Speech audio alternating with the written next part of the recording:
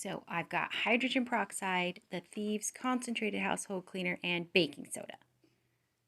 As you can see, the sink's disgusting. I left it like that just for you guys so I could shoot this video.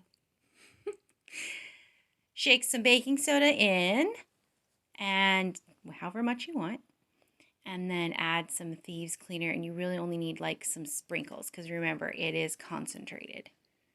And then to get it wet, I squirt a little bit of hydrogen peroxide and then scrub, scrub, scrub until your heart's content. And then let it sit as long as possible, but like a minimum of 30 minutes. Oh, and now it's time for the big reveal. You can kind of already see that the discoloration is gone. Rinse, rinse, rinse. Rinse away all of that paste that's been sitting there. Gorgeous!